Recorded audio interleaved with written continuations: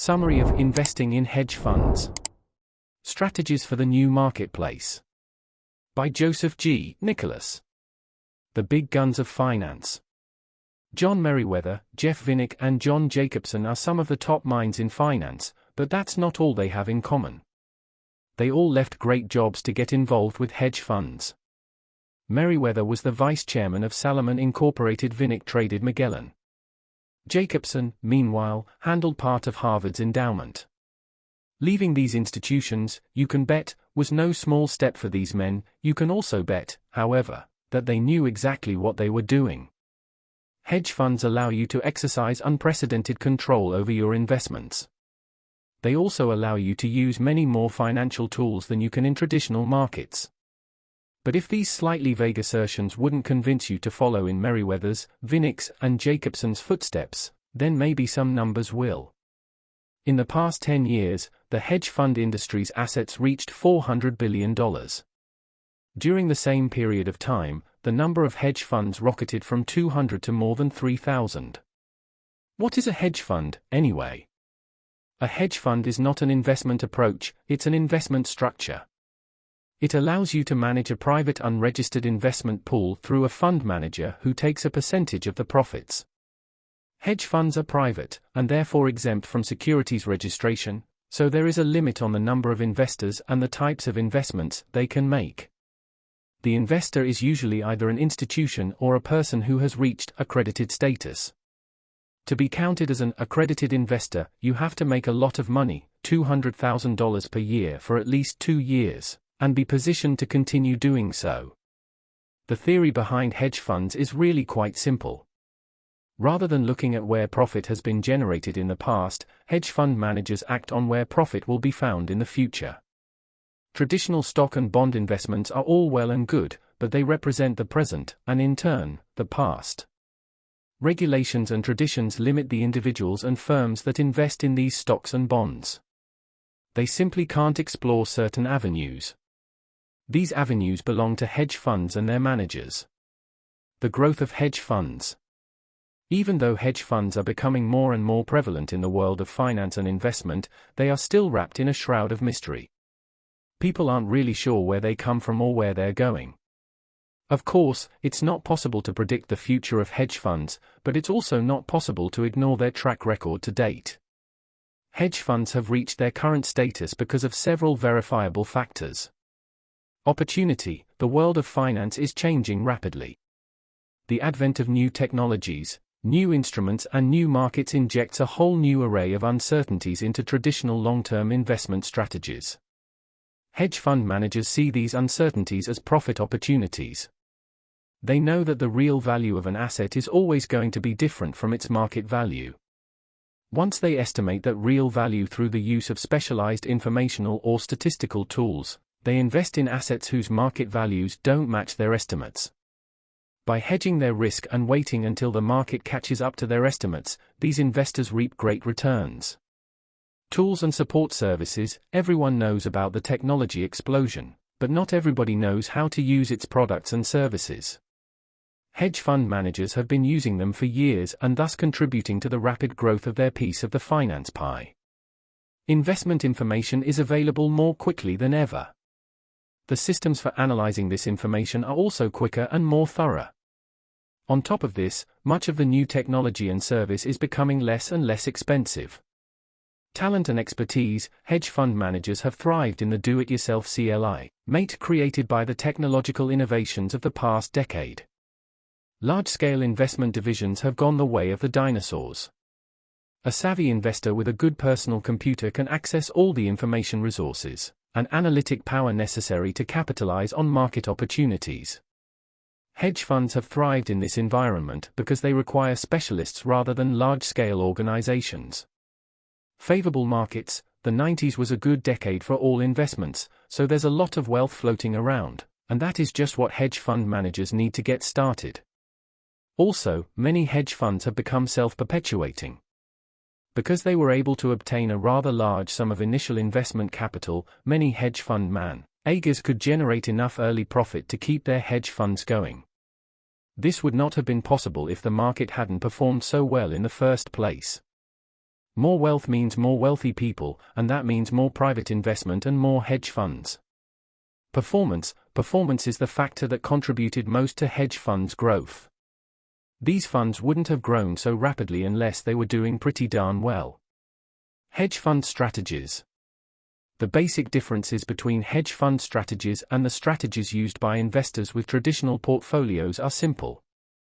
Hedge fund investors use informational and strategic advantages to create a degree of leverage. They are not exclusively interested in the long, slow, traditional approach of selecting stocks and bonds they think will do well over time.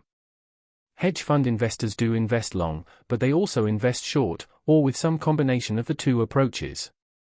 By bringing together several instruments to create one position, hedge fund managers can avoid the plight of more traditional investment engines, that is, they are able to avoid losing money when the market declines.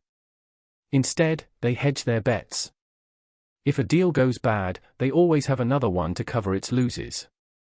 Although all hedge fund managers have their own style, remember, one of the key elements of hedge fund investing is the human element. They use a similar assortment of tools, instruments, and approaches to create a winning strategy. As you will see, many of these approaches are very similar to those used in traditional investment strategies. The difference, of course, is in the way that the individual hedge fund manager uses them. Leverage. When investors use leverage, they use money they don't have to build on money they do have. They borrow money to add to an investment they currently hold.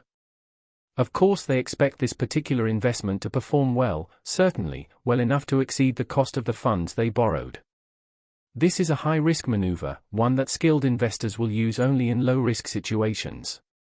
Short selling requires that managers have a certain degree of collateral. They need this collateral because to short sell they need to borrow a security from an insurance company, a bank, or a brokerage firm. They borrow this security with the intention of moving it, immediately, into the open market.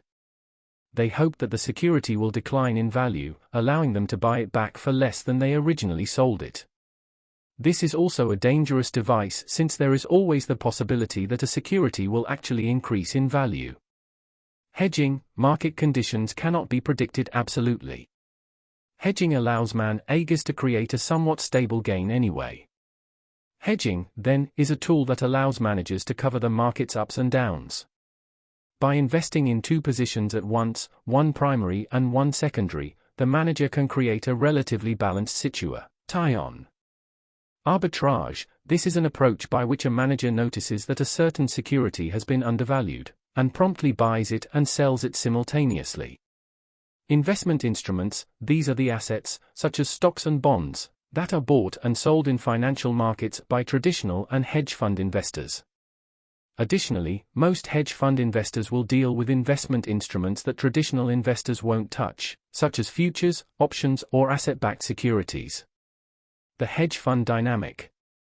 Hedge fund managers are an interesting breed.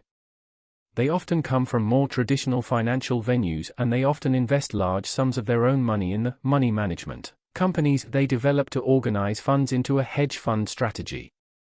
This information should tip you off to 2 points about hedge fund managers. First, they bring their own experiences and their own specialization to the table. Second, because they are investing their own funds, they are highly motivated to make money. With leaders at this level of commitment, no wonder hedge funds are attaining such unbelievable returns.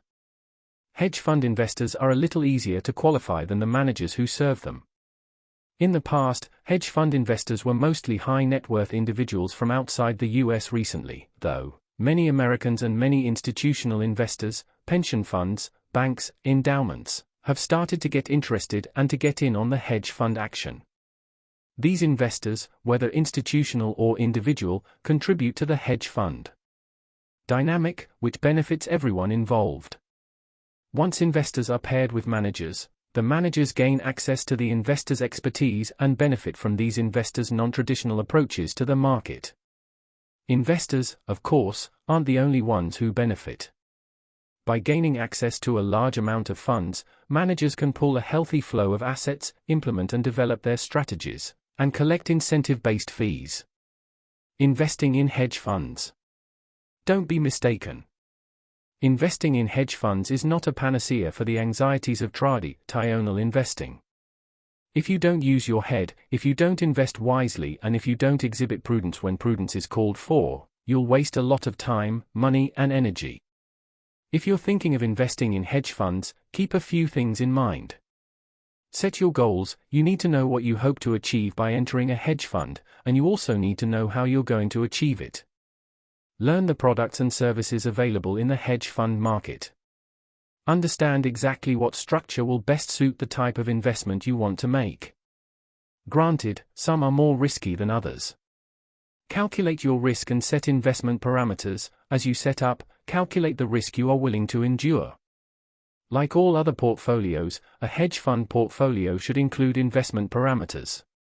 You can impose parameters on each and every section of your portfolio, including the individual manager.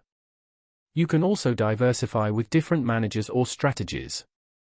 Minimize risk. Use the skills you have acquired in all your previous investment ventures. Be certain to protect yourself from potential fraud, manager incompetence, governmental regulations, and the general condition of the market in which you are trading.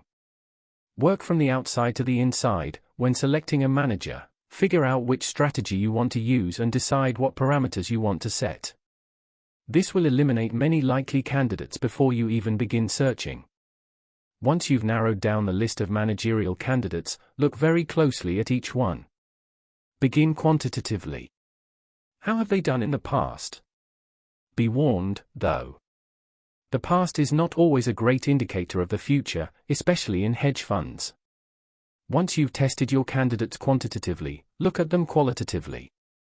Is the manager systematic? Has the manager always dealt with a consistent base of assets? The answers to these questions can only be found between the lines of a more quantitative analysis.